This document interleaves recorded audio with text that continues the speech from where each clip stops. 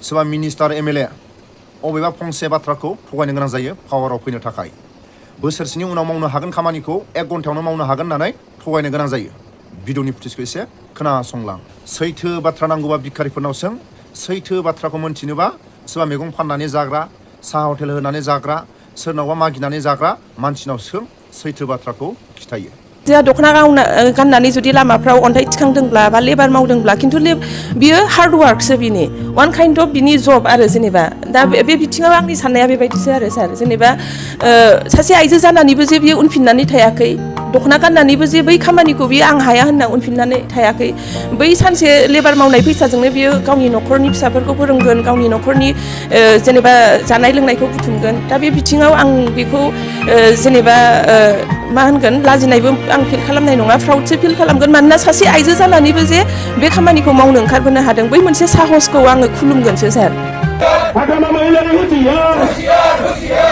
सैथो बाथ्रा नांगौबा भिखारिफोरनाव सों, सैथो बाथ्राखौ मोनथिनोबा सोरबा मैगं फाननानै जाग्रा, साहा हटेल होनानै जाग्रा, सोरनावबा मागिनानै जाग्रा मानसिनाव सों, सैथो बाथ्राखौ खिथायो।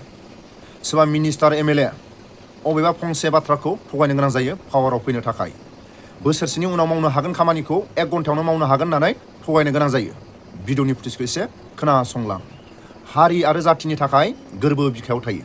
गावनि बिदा फंबाय गावनि हारिनि थाखाय ससियेल मिडियायाव बुंनो हाया। गावनि हारिनि जौगानाय आरो हारिनि खामानि मावनायखौ जेनेरेल ससियेल मिडियायाव बुंनो हाया, गोरबो बिखायाव थायो।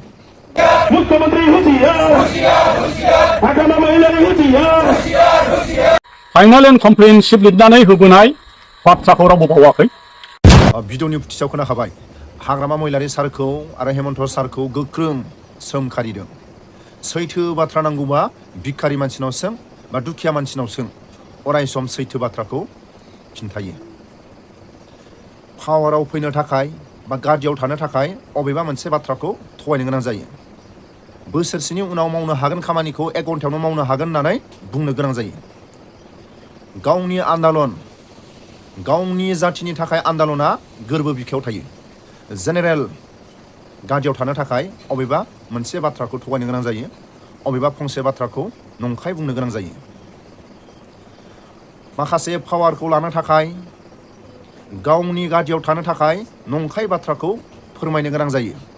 बिनि थाखायनो सैथो बाथ्रा नांगौबा दुखिया मानसिनाव सों, हाजिरा मावग्रा मानसिनाव सों, जायफोर मैगं थाइगं फानग्रा, साहा हटेल होनानै जाग्रा, जायफोर मागिनानै जाग्रा, बयजोंबो बासिजानाय मानसिफोरनाव सों, सैथो बाथ्राया अबे फंसे बाथ्राया सैथो। आरो मालाबा समाव सैथो बाथ्रा नांगौबा ट्राइबेल मानसिनाव थिगसे जुमाय लोंहोनानै सों, अब्ला सैथो बाथ्राखौ फोरमायो। भिडिअनि फुटेजखौ एसे खोनासंलां। नोंथांमोन बादि लिडार थानायनि थाखायनो इउपिपिएलआ दिनै 12था देरहादोंमोन। नाथाय दिनैनि दिनाव नोंथांमोना जेसेबांखि बुंनानै लाया मानो नोंथांमोना 7थाल' देरहानो हाबाय। फोरमाना जाबाय बेनो राजु नार्जारि MSW पास। नोंथाङा सिन्था खालामनाया मोजां। नोंथांमोना खालामनो सानदों उन्दै उन्दै सात्रफोरखौ लानानै आन्दलन खालामफिननो नागिरदों। नाथाय आं खावलायगोन रायजो राजाया फोथायनो गोब्राब जाबाय।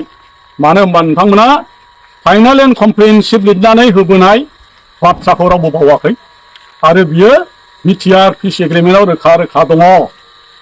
आरो बिटिएडिखौ रिनेम होननानै बुंनाय रावाबो गोमोरनानै थाङाखै। बेबो बिटिआरनि पिस एग्रिमेन्टआव रोखा रोखा लिरनाय दङ। बेखौ रायजोफ्रा बावाखै। आरो नोंथांमोना बड'लेण्ड नांला होननानै लिरबोनानैबो नोंथांमोना दिनै आन्दलन खालामनो नागिरबाय। मानि थाखाय? नोंथांमोना बिटिआरनि गासै दफायाव थानाय मोननांगौ जिथु दफाफोर दंमोन बेखौ मावफुंनो हायैनि थाखाय नोंथांमोना आन्दलन खालामदों। बोसोरबानि गेजेराव मानो खालामाखैमोन? प्रमद बर'नि सरकारखौ मानो सोंखारियाखैमोन? नोंथांमोनाथ' सरकाराव दंमोन, मानो आन्दलन खालामनो हायाखै? बेखौ रायजोफ्रा गोमोदों।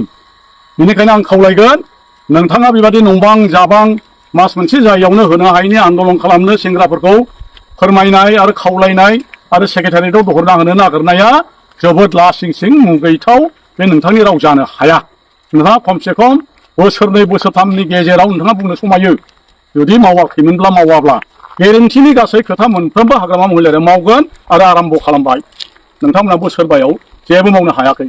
बेखायनो आं मोनसे जोबथारनो खावलायनो लुबैदों नोंथांमोना आन्दलनखौ खालामोब्ला ओरैबायदि खालामनाया मोजां आं खावलायगोन बिटिआर एग्रिमेन्टखौ प्रत्याहार खालामदो बेखौ बाद होदो आरो बिनिफ्राय नोंथांमोना नो Bodoland no rest we want Bodoland नोंथांमोना आन्दलन खालामफिन अब्ला रायजोफ्रा हयथ' सहाय खालामनो हागौ एबा जोंबो बुंगोन निस्सय जाफुङैनि थाखाय आन्दलन खालामफिनबायलै इउपिपिएलआ बा एबसुआ होननानै जों बुंनो मोनसे खाबु मोनगोन। दा गथ'फोरनि थाखाय मा मेसेज होनो सानो मेडाम? दा जों नुदों खायफा आंनि इउटुब चेनेलखौ नायनानै कुइसन सोंहरो एसिएस अफिसार जानोब्ला आइएएस अफिसार जानोब्ला माबायदि प्रिपेरेसन लानांगौ आरो बर'नि लिरनो हागोन ना हाया बर' मिडियाम दंना गैया बेफोरखौ कुइसन सोंहरो आरो जोंनि गेजेराव जोंनि समाजाव गाज्रि मोनसे थासारि सोमजिदों फरायसा समाजाव जेरै सुइसाइड जानाय आरो आर्लि मेरिज जानाय रिफ्रेशन सुइसाइड गोबां रोखोमनि जुवेनाइल डेलिंकुवेन्सि बेफोरखौ जों नुदों दा बेफोरखौ मिनिमाइज खालामनो थाखाय लाइमोनफोरनिसिम मा मेसेज होगोन मेडाम? जोंना एक्चुअली मटिवेशन लेभेला एसे ल' बादि नुहुरो ओंखायनो जोङो बे ससियेल इश्यूसफोरखौ एसे मोजाङै डिटेल फरायनांगौ बिदि नङा कि आं उनाव फरायगोन आंना दा फरायनो आलदा कर्सनि सिलेबासानो दङ बिदि नङा यु गो side by side regarding all the social issues like drug abuse early child marriage and all this social evils बेनिबो बिखय एसे फरायबाय थानांगौ मेगाजिन्सफोरखौ फरायनांगौ आप टु डेट जानानै थानांगौ ओमफ्राय ससियेल इश्यूसआथाय वान अफ द मेइन थिंस नों जुदि बेखौ एसे मोजाङै गावनो एवेर जानानै थायो होमबा गावनि लाइफखौबो नों इमप्रुभ खालायनो हायो गावनि लाइफखौ जुदि इमप्रुभ खालायनो हायो नों गावनि एम जा थायो बेनि खाथियाव सहैयो स' द्याट इज वान थिं ओमफ्राय दा फरायनायनि खोथाया जाहैबाय नों जेरेखम सपोज कम्पिटिटिभ एग्जामनि खोथा एक्जेक्टलि इउपिएससिनि थाखाय इउ केन राइट इन बर' मिडियाम दा जोंनि आलदा भारतनि पार्ट्सनि मानसिफ्रा हिन्दी मिडियामाव लिरो मालयाली मिडियामाव लिरो तामिल मिडियामाव लिरो गावसोरनि भाषा बेफोरखौ लानानै लिरनायखाय गावसोर आरो कम्फर्टेबल जानायखायहाय बिराद माने साक्सेस रेटआ हाई इवन पालि लेंगुवेजखौबो इउज खालायो as a medium of writing स' यु नो बे गाव जुदि बर' मिडियामाव फरायदों उन्दैनिफ्राय बर' मिडियामावनो एपियार खालायनो हायो फरिखाखौ इउपिएससि फरिखाखौहाय बेबादि नों जुदि खालायनानै लाङो माने मोनसे पेपारखौ नोङो गावनि बर'निखौनो लानो हायो बेबादि ओंखायनो स्करिंआ हाई जायो मोजां जायो थ' मिडियामाव जेबो अबस्टिकल गैया बर' मिडियाम हक येस हायो इउपिएससियाव हायो बर'निबो हायो नों लेंगुवेज पेपारखौ लानो हागोन एपिएससिखौ आं दा आपडेटेडखौ एसे चेन्जेस फैनायखाय आरो एसे नायनांगोन ओमफ्राय क्लियार खालायनो हागोन आं साबजेक्ट हिसाबै दं औ जानायनि हुदाया माखौ मोजां मोनो? जानायाथाय आंथाय फुडि आंखौ नायनानैनो मिन्थिखायो एसे मोजां मोनो आङो लाइक स्वीट थिंस आइ लाभ लाइक आइसक्रिम एन्ड अल बेखौ मोजां मोनो एन्ड लाइक एनि आदार बर' नन भेजाव पर्क चिकेन बेफोरखौ मोजां मोनो ओमफ्राय जोंनि ट्रेडिसनेल आइटेम अनला दाउ बेखौ जानो मोजां मोनो अफिसार हिसाबै समाजनि थाखाय मा एक्सट्रा हाबा मावनो सानो?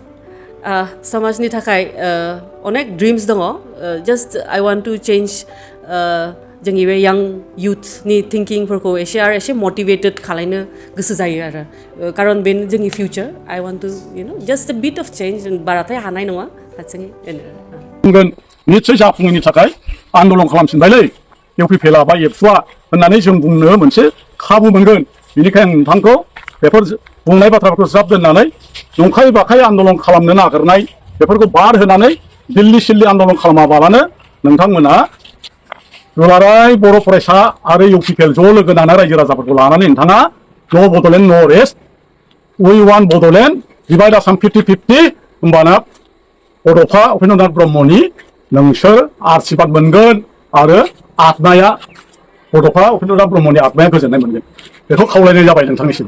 सार गारबोनाय समफोरावहाय राजु नार्जारि बिथाङा बिपिएफनि बबेबा मोनसे खामानि मावनायखौहाय दिन्थिनो हायोब्ला 5,000 पुरस्कार होगोन होननानै बिथाङा बुंनाय जादोंमोन दा नोंथांमोना बिनि सायावहाय मा फोरमायनो सानो?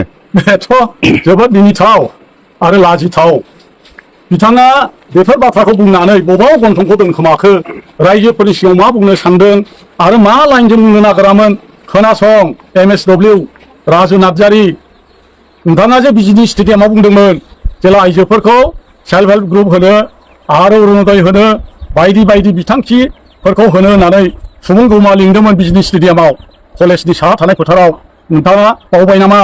नोंथाङा दाबो रिभिउ खालामनानै नाय नोंथाङा बिपिएफनि हाग्रामा महिलारि लुनाय दलांजों दैमानि दलां साजों थांनानै हाग्रामा महिलारिनि सरकाराव बानायनाय 17 बोसोराव बानायनाय दलां बारलांनानै लामाजों थांनानै बिजलीनि जौगानाय ओनसोलाव फोथाराव थांनानै नोंथाङा मा बुङामोन रायजोफोर बिपिएफआ माबा मावनाय बिजली ओनसोलाव दङबा आंनो खोन्था नोंथांमोननो आं 5,000 पुरस्कार होगोन होननानै बुंदोंमोन बावबाय नामा नोंथाङा होदो फैदो कमिटि दानानै जों ज' सार्भे खालामनि बोसोरबायाव इउपिपिएलआ मा मावा आरो बिपिएफआ 17 बोसोराव मा मावबोखो बेखौ जोङो सार्भे खालामनो बिपिएफनि सोद्रोमा आरो इउपिपिएलनि सोद्रोमा आरो नोंथाङानो टिम लिडार जानानै सार्भे खालामदिनि फै आरो बे कमिटिखौ दानो नोंथाङानो दायित्व लानानै सार्भे खालामनांगौ नोंथांखौ खावलायनाय जाबाय नोंथांमोना हाग्रामा लुनाय सेक्रेटारियेटआव बोसोरबा जिरायनानै गभर्नमेन्ट खालामबाय लामा सामा हाग्रामा लुनाय बिपिएफ लुनायजों थाबायबाय इउनिभार्सिटियाव फिसा फिसौ फोरोंबाय बिदा फंबाय फोरोंबाय इन्जिनियार कलेजाव फोरोंबाय CITआव फोरोंबाय